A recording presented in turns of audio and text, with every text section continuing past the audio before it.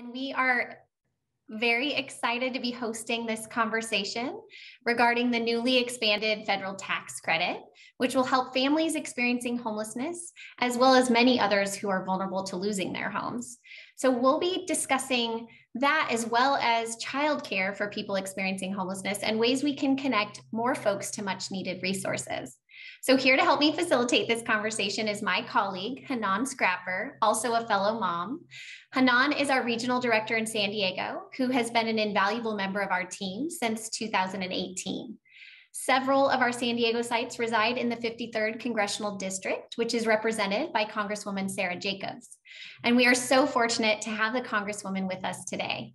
While she is new to Congress, having been elected in November of 2020, she has been a longtime champion for the fight against child poverty. Congresswoman Jacobs is the founding chair of San Diego for Every Child, the coalition to end child poverty. And she previously served in policy positions at the State Department, UNICEF, and the United Nations. She has had a productive first year in Congress, including the passage of the landmark American Rescue Plan, which was passed to help rebuild our economy amidst this ongoing COVID-19 pandemic. So Congresswoman Jacobs, thank you again so much for joining us today. We really appreciate you taking the time to talk through this really exciting landmark plan, the American Rescue Plan and the child tax credit in particular. So maybe just to start, can you talk us through what's in the American Rescue Plan and how the child tax credit might help families experiencing homelessness, and again, those who might be really vulnerable to losing their homes? Absolutely. Well, first of all, thank you, Jennifer, and thank you, Hanan, for having me today. I'm so glad to be here with both of you and with Path and everyone who's watching. Thank you for your leadership and your dedication to ending homelessness. I know it's been a really, really tough year and a half to be working in the service sector, to be working with communities who are vulnerable. So I want you to know that we know all of the hard work that you are doing, and we are so, so grateful. And hopefully we are getting to the other side of this, and we can start focusing back on the work that we know is so important. So in terms of the American Rescue Plan, one of the things that I am so excited about, and probably the proudest thing that I was able to get done in this rescue plan, was the expansion of the child tax credit. So now the child tax credit you can get in a monthly payment of $300 a month or less, depending on your income and the age of your child. But what is most exciting for people who are housing insecure or experiencing homelessness is that we were able to get a provision in that says that you do not need a permanent address to be able to access this child tax credit. That you can access it and put in a shelter's address, a friend's address, any way you can get the check or the direct deposit to you. And I think that will be really meaningful, because we know that so often people who are housing insecure or experiencing homelessness are left out of this conversation. And we know that they often aren't able to access the many programs and services that they might be eligible for because of this issue of a permanent address. So that is something that we pushed really, really hard for, and that I'm really excited about. The other big difference about this child tax credit, besides the number, is that only the child needs to have a social security number. So if both parents are immigrants, but the child is an American citizen, that family is still eligible for the child tax credit. And hopefully for us here in the 53rd District and across the country, that opens up this support to so many more families that we know were left out of some of the other stimulus and relief programs that we had over the past year and a half, and we know therefore are really struggling and often doing these essential jobs, keeping our economy open.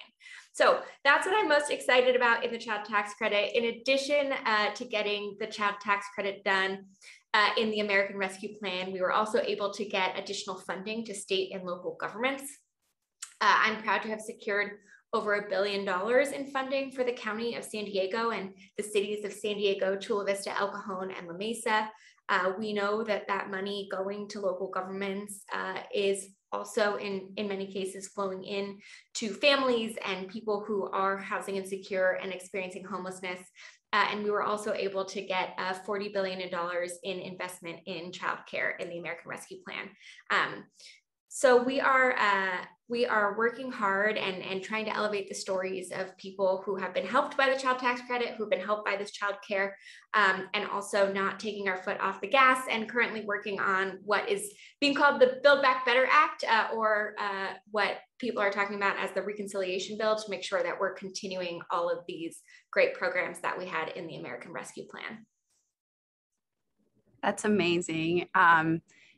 And it's nice to see you again, Congresswoman. Thank you for being so consistently engaged with our team. We're excited about what this child tax credit will mean for our clients. Can you talk a bit about how child poverty became your signature issue and how this bill will impact it? Absolutely. So as you heard in Jennifer's introduction, I was the founder and founding chair of San Diego for Every Child, which is a coalition here in San Diego to address childhood poverty. And that really came about because my background was working in international development. Actually, I worked at UNICEF, I worked at the State Department, and I came home to San Diego and saw that we had about 40% of our kids who were living in families experiencing poverty. Here in one of the wealthiest counties, in the wealthiest state, in the wealthiest country the world has ever known, 40% of our kids were living in families experiencing poverty. And as I was talking to parents and families, regardless of the community or the zip code, there were families who were experiencing poverty and really struggling. So I founded San Diego for Every Child in 2018.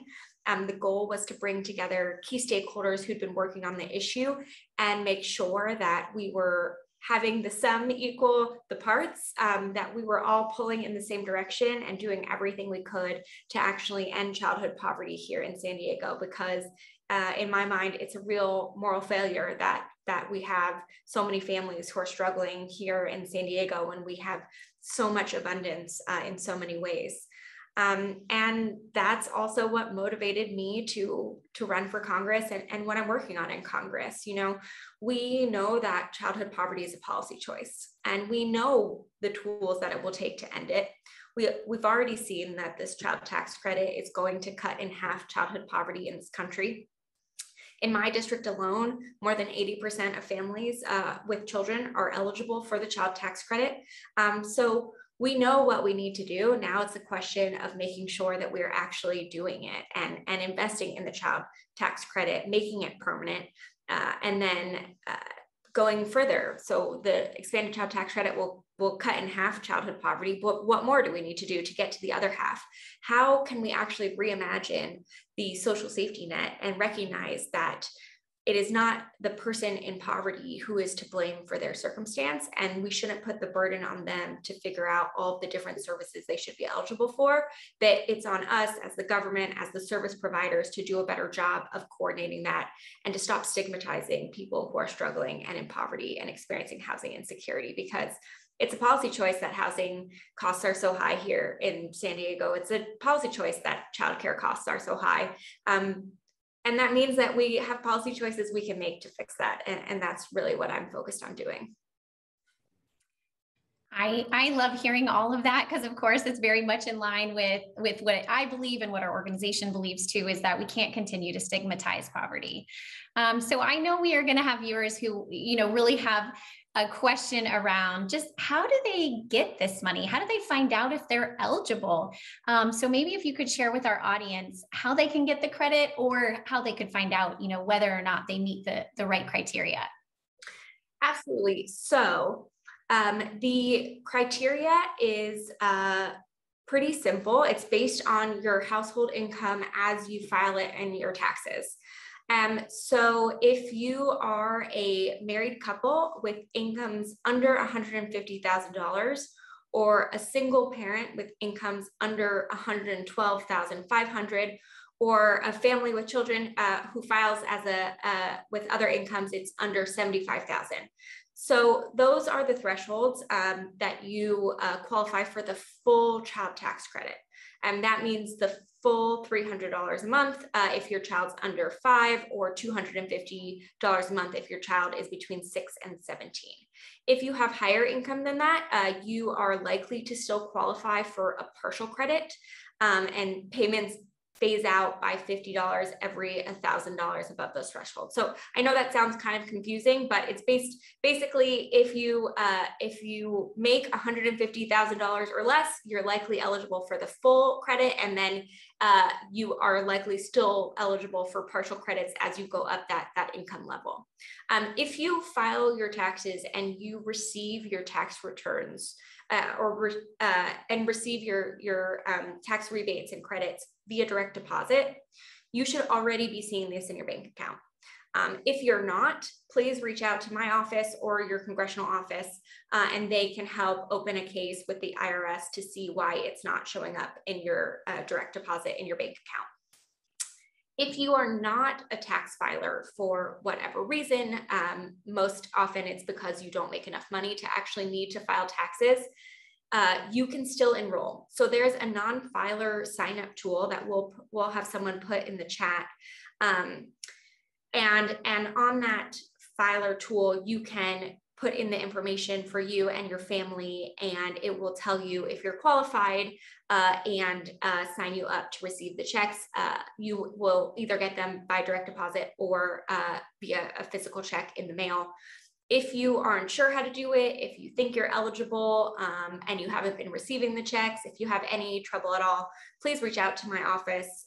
We are doing casework all the time, trying to help make sure that everyone who's eligible for this is actually able to receive it and getting the help they deserve.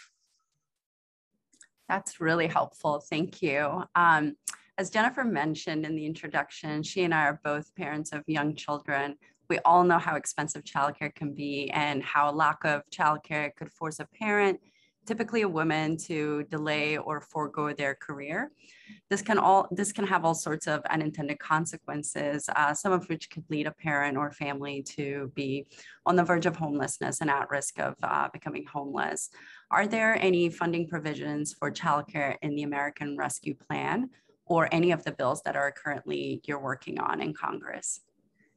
Yes, this is going to be one of the key things that we're focusing on in the Build Back Better Act, as I mentioned, that we're calling the Reconciliation Bill. So first, before I go into everything we have done, one of the things my team is doing right now is that we are collecting stories from families about how the cost of childcare and availability of childcare is impacting them, because we want to make sure that as these negotiations are happening, the voices of the families in the district who are struggling with this are being shared. And so we'll put a link in the Zoom chat as well, but we would love for folks who have stories, who want to share with us what childcare availability and cost means for them and their family, so we can elevate it as we are working on this Build Back Better Act. So in the American Rescue Plan, we were able to get over $40 billion in dedicated childcare funding. We know that we need funding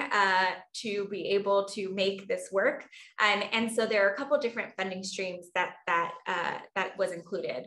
So there were $15 billion for the Child Care and Development Block Grants, which folks often refer to as the CCDBGs.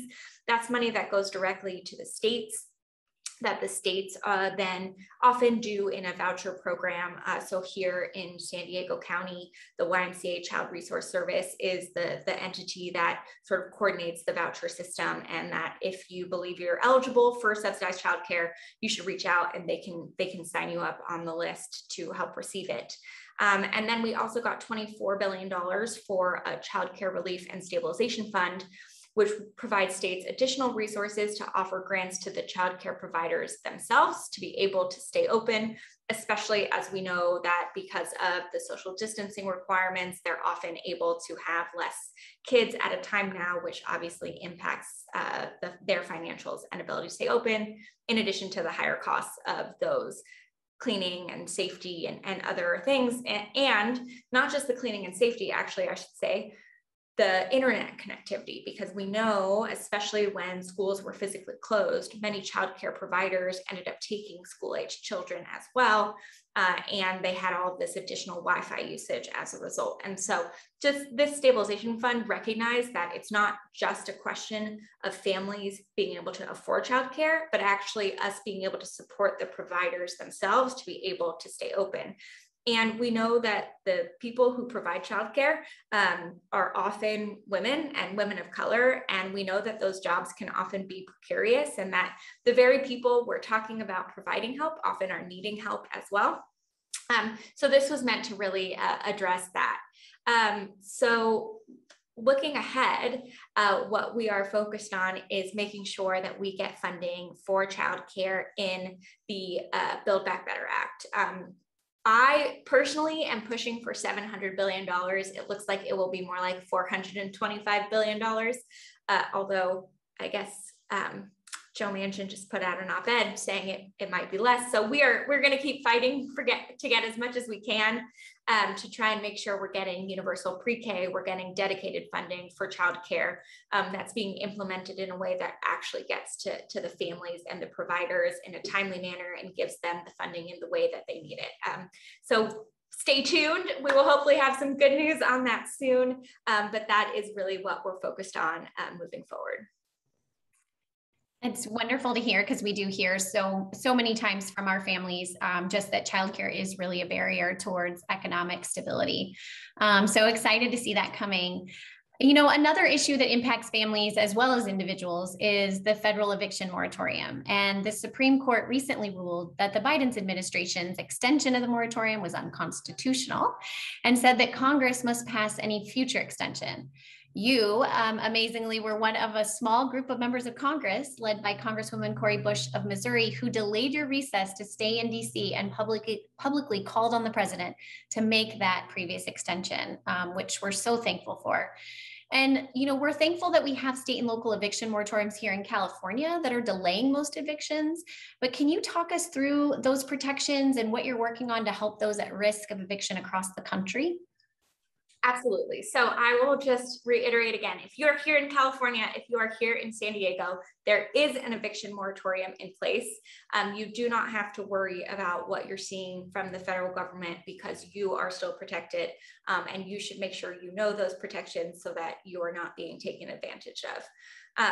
We still have an eviction moratorium here in California, but you know, we know that there are millions of Americans who now are at risk because of the Supreme Court ruling and because of Congress's unwillingness or inability to actually be able to pass this.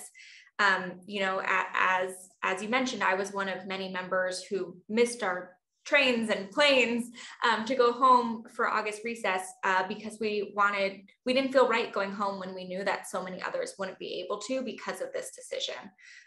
So we are working on trying to see what might be possible in this reconciliation bill to address the eviction moratorium. We're having conversations about what else might be possible at the federal level. And I think the other thing that's important to know, in addition to the moratorium itself, is that in the American Rescue Plan, we were able to include rental assistance funding, so that if you're unable to pay your rent, there's also funding available. So I'm just going to go through some of the specifics on that. So first of all, as I said, renters in California are eligible for protection. And if you were unable to pay your rent between September 1st, 2020 and September 30th, 2021, your landlord must provide a pay or quit notice to you with proper documentation. And if within 15 days of receiving that notice, you return to your landlord your declaration of COVID-19 related financial distress form and are considered eligible under the guidance of the states, you cannot be evicted. But even with those protections in place, we think around 70,000 households in San Diego are behind on their rent right now. You know, we know there's more we need to do. And here in San Diego, the county and the city have rental assistance programs that you might be eligible for.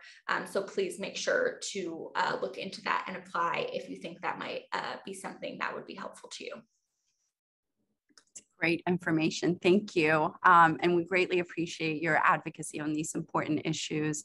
We know you understand the great need that still exists for funding to properly address affordable housing and homelessness. We've heard about the $1 trillion infrastructure bill, as well as possible $3.5 trillion budget reconciliation bill that you just mentioned that are moving forward in Congress right now. What will these bills mean for people experiencing homelessness, as well as those who are housed yet struggling to make ends meet? Well, that is a wonderful question and depends a little bit on what we're actually able to get into this bill. So I will tell you what I hope it includes. I will tell you what I think it will likely include, but just know these negotiations are ongoing. We know that there is going to be a lot of changes before we get to the final bill, but we're going to push for as much as we possibly can. So, you know, one of the things that I mentioned at the top is the expanded child tax credit. As it stands now in the American Rescue Plan, it was only until the end of this year. So one of the things we're really focusing on in this reconciliation bill is making sure that we are making it permanent is what I'm pushing for, but likely it will be at least keeping it in place for the next 4 to 5 years so that families can plan, they can count on the money. We know that that's really important. As I mentioned, we're also working on making sure that there's funding for childcare in the American Rescue, in the Build Back Better Act to build on the investments we made in the American Rescue Plan. So that will be coming. And one of the things that I am working very closely with Congresswoman Maxine Waters, who's the chair of the Financial Services Committee on, is making sure that as we're talking about infrastructure, we recognize that housing is infrastructure, so that we are including funding for housing vouchers. We're looking at what else we can do to help keep people in their homes and help bring down the high cost of housing here in San Diego and California and across the country. So there will hopefully be some things in that bill as well that address housing more specifically. And I can't imagine anyone listening here thinks that the Build Back Better Act is too big. But you know what I tell people who do is like, the pandemic exposed a lot of the flaws in our society and our economy, but it didn't create all of them. And if we're really going to learn the lessons of the last year and a half, if we're really going to think about what kind of society we want to live in, we have to recognize that going back to normal just isn't good enough. Because for so many families that I interact with, I know for so many families that PATH serves, normal wasn't working. Normal was 40% of San Diego's kids living in families experiencing poverty before the pandemic. Normal was the highest rates of homelessness we've seen in years. And so we really need to be intentional about taking this incredible opportunity we have, probably a once in a generation opportunity to make real transformational change and make sure that we don't let this moment pass and that we really need it and we are as big and bold as our families and our communities need us to be. Thank you for that. I mean, just highlighting that we were in this homeless and housing crisis before the pandemic, I think is just such a critical message, since we know it can only grow after what we've experienced for the last 18 months. So we're so grateful for you out there fighting for these important issues and really being our advocate. One last question for you today. As we've just said, it's one of the most challenging times in our history with the global pandemic, with economic uncertainty. You've got climate change causing drought and huge wildfires here in California, the attack on the Capitol that happened last January, not to mention all of the difficult issues we discussed today. So can you share with all of us and our stakeholders, what gives you hope and motivates you? Well, I appreciate the question. This certainly was not the first 9 months I had planned for in Congress. I had worked in the federal government. I thought I knew what I was in for, but I'm not sure anything really could have prepared me for what these 9 months have brought. But I will say that what keeps me going, what gives me hope, what makes me believe that actually the future is going to be better than the past is all the people like you who, in the middle of a pandemic, as you were worried about the safety and health of your own families, not only did your normal jobs, you went above and beyond to serve our community. And all of the young people who are not letting us settle for the way things have always been done, who are continuing to push us, to continuing to make sure that we are doing what needs to be done, who aren't waiting to make a difference because someone told them they weren't old enough, but really are doing things now. That's what gives me hope and keeps me going. And I know it's a dark time right now. I think we all had a lot of hope at the beginning of this summer that we might be out of this pandemic, and Delta has really changed that calculation. But I just want everyone watching to know that as dark and as difficult as this is, I'm feeling really optimistic about the future. And I really do believe we're going to be able to get transformational change done in this Build Back Better Act, and that we are going to rebuild from this pandemic and really build a society and economy that works for everyone. So take heart. Don't let the darkness fill you up too much, because there are a lot of folks who are working really hard to try and make sure that we get out of this, and we get out of this in the right way. I love that. Thank you so much for your inspiring and thoughtful comments today. We look forward to continue working with you and your team to make meaningful progress on child poverty, homelessness, and housing. And thanks everyone for being with us. Hope you have a wonderful Labor Day weekend. Thank you.